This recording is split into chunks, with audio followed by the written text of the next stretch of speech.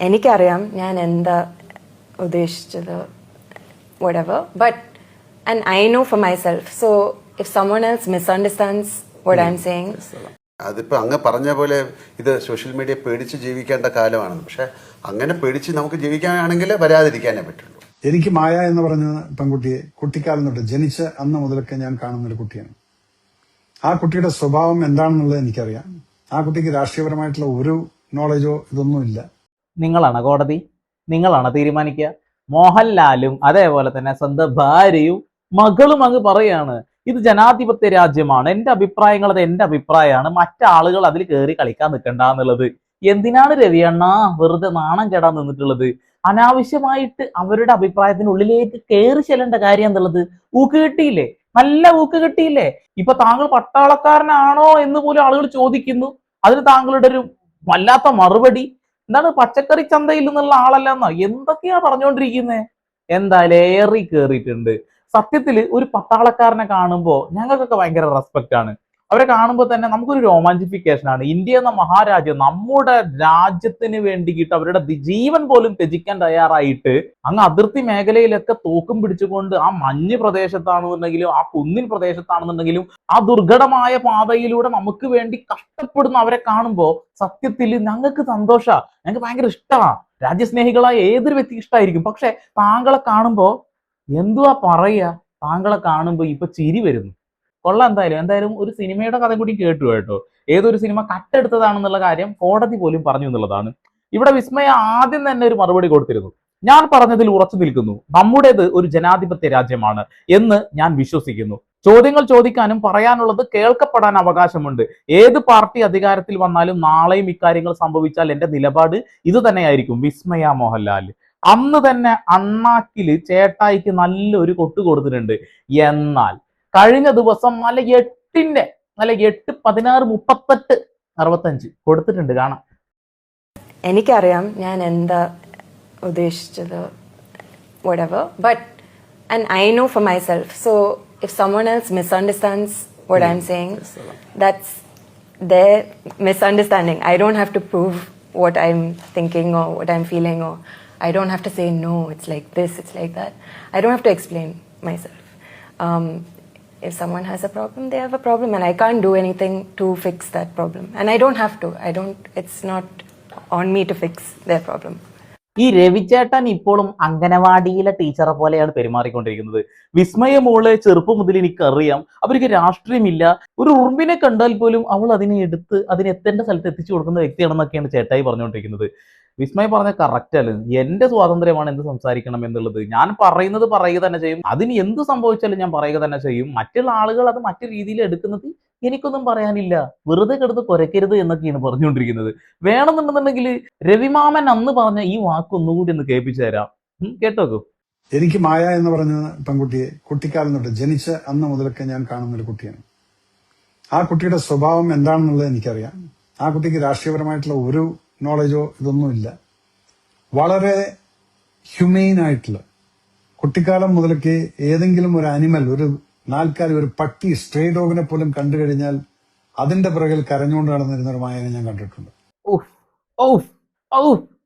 എന്റെ പൊന്നു ചേട്ടായി, ഇന്ത്യ എന്ന മഹാരാജ്യത്ത് അഭിപ്രായം പറയാനുള്ള സ്വാതന്ത്ര്യമുണ്ട്. അത് എല്ലാവർക്കും ഉണ്ട്. ചെറുപ്രായത്തിൽ ആ കുട്ടി ഉറുമ്പുകളെ സഹായിച്ചിരുന്നു, അല്ലെങ്കിൽ പൂച്ചയെ സഹായിച്ചിരുന്നു എന്ന് പറഞ്ഞുകൊണ്ട് നിങ്ങൾ അങ്ങ് തീരുമാനിക്കുകയാണ് അവർക്ക് രാഷ്ട്രീയമല്ല എന്നുള്ളത്. അവരുടെ രാഷ്ട്രീയ നിലപാട് അവർ കൃത്യമായി ചൂണ്ടിക്കാണിച്ചു. CJP അനുകൂലിച്ചുകൊണ്ട് അവർ രംഗത്ത് വന്നു. എന്തുകൊണ്ടാണെന്നറിയോ? വിദ്യാഭ്യാസം ഉള്ളത് കൊണ്ടാ. അതായത് വിദ്യാർത്ഥികളെ അടിച്ചമർത്തുമ്പോൾ അവർക്ക് നീതിക്ക് വേണ്ടി കൂടെ നിൽക്കുന്ന ആളുകളെ ഇങ്ങനെ പറയരുത് ചേട്ടായി. അവർക്ക് രാഷ്ട്രീയമില്ല പോലും. വ്യക്തമായിട്ട് അവർ രാഷ്ട്രീയം ഇപ്പൊ പറഞ്ഞു കഴിഞ്ഞു. അത് ഈ നാട്ടിലുള്ള യുവാക്കൾക്ക്, വിദ്യാർത്ഥിനികൾക്കുള്ള സപ്പോർട്ടായിട്ടാ പറയുന്നേ. ബാക്കി ലാലേട്ടൻ പറയും. അതിപ്പോൾ അങ്ങ് പറഞ്ഞ പോലെ ഇത് സോഷ്യൽ മീഡിയ പേടിച്ച് ജീവിക്കേണ്ട കാലമാണ്. പക്ഷെ അങ്ങനെ പേടിച്ച് നമുക്ക് ജീവിക്കാനാണെങ്കിൽ വരാതിരിക്കാനേ പറ്റുള്ളൂ, ഒന്നും പറയാതിരിക്കാനേ പറ്റുള്ളൂ. ഈ ഫേസ്ലെസ് ആയിട്ടുള്ള ആൾക്കാരാണ് അവർക്ക്. ഇപ്പോൾ പണ്ട് ഞാനൊരിക്കലും ആരോട് സംസാരിച്ചപ്പോൾ പറഞ്ഞു പണ്ടും ഉണ്ടായിരുന്നില്ല, അന്ന് സോഷ്യൽ മീഡിയയിൽ ഇങ്ങനെ കമ്പ്യൂട്ടർ ഇതിലൊന്നും വരില്ലായിരുന്നു. ഞാൻ പറഞ്ഞ എന്താണ്, നമ്മളെ അറിയാതെ പ്രാഗുമായിരുന്നു എന്ന് പറഞ്ഞു. അതൊരു വേറൊരു തലത്തിൽ നിന്നുള്ള ഒരു ആൻസറാണ്. അത്തരം കാര്യങ്ങൾ ചെയ്യുന്നതിലൊരു സന്തോഷമുള്ള ആൾക്കാരുണ്ട് അല്ലെ, ഒരു എക്സ്ട്രസ്, ഒരു പെപ്പപ്പ് കിട്ടുന്ന ആൾക്കാരുണ്ട്. അതങ്ങനെ ആൾക്കാരുണ്ട്. അവർ ലെറ്റ് ദം ബി ഹാപ്പി, അതാണ്. വേറെ ഒന്നും ചെയ്യാൻ പറ്റില്ല. അതെ അതെ, വേറൊന്നും ചെയ്യാൻ പറ്റില്ല. അയാൾ ചിരിക്കട്ടെ സന്തോഷിക്കട്ടെ എന്നാ പറയുന്നേ. രവിയണ്ണോ, നിങ്ങൾ ഫേസ്ലെസ് ആയിട്ടുള്ള ഒരാളാണെന്നാ പറയുന്നത്. മനസ്സിലായില്ലേ? ഫേസ്ലെസ് തന്നെ. മുഖമുണ്ടായിട്ട് കാര്യമില്ല. ആ മുഖം മറച്ച് നടക്കേണ്ട അവസ്ഥയിലേക്ക് എത്തിയില്ലേ? ഓരോ ആളുകളുടെ അഭിപ്രായത്തിന് ഉള്ളിൽ കയറിയിട്ട് അഭിപ്രായം പറയാ. തോക്കിനുള്ളിൽ കയറി വെടി വെച്ചിരിക്കുന്നു. കുഞ്ഞു കുട്ടിയായിരിക്കുമ്പോ അങ്ങനെയായിരുന്നു ഇങ്ങനെയായിരുന്നു, കഴിഞ്ഞില്ല. ഓ, ആ എക്സ്പ്ലനേഷൻ ഒന്നുകൂടി കേൾക്കാം. അതിനെ രക്ഷിക്കുമെന്നും പറഞ്ഞുകൊണ്ട് അതിനെ എടുത്തോണ്ട് വരുമെന്നും പറഞ്ഞു. ഇപ്പൊ റീസെന്റ് ആയി നടന്നിട്ടുള്ള സംഭവം, ഈ കുട്ടി പഠിച്ചതും വളർന്നതെല്ലാം വിയറ്റ്നാമിലായിരുന്നു.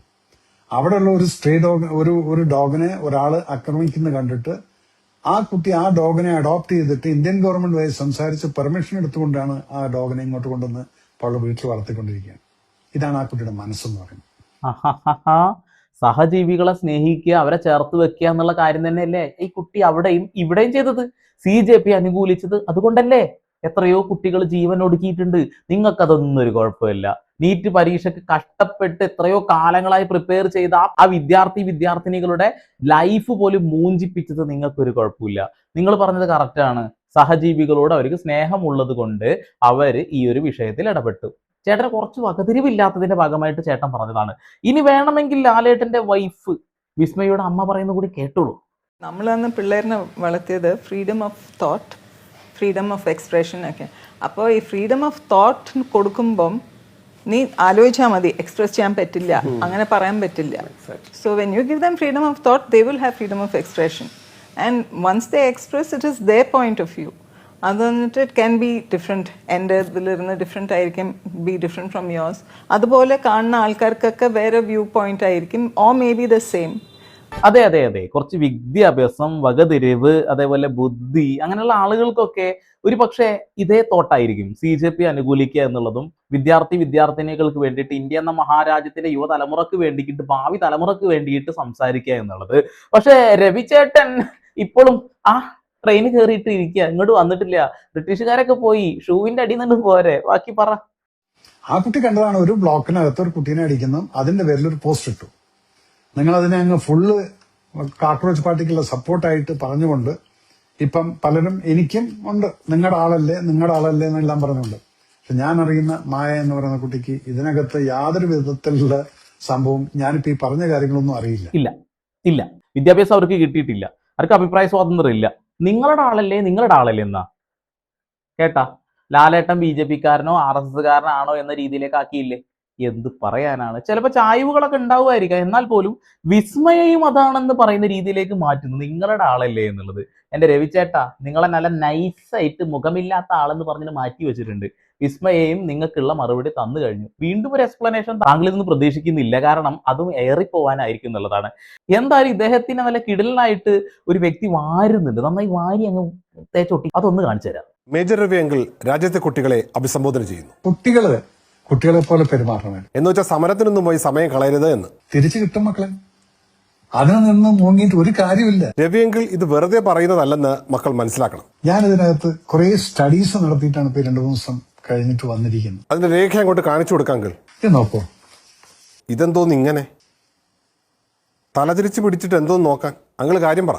ഈ വാങ്ഡൂസിനെ, വാൻഡ്രൂസനോ? അതാര്? സോണം വാങ്ഡൂസിനെ എനിക്ക് ആരോ എന്തോ. ഈ വാങ്ചുക്കിനെയും സോനം വാങ്ചു.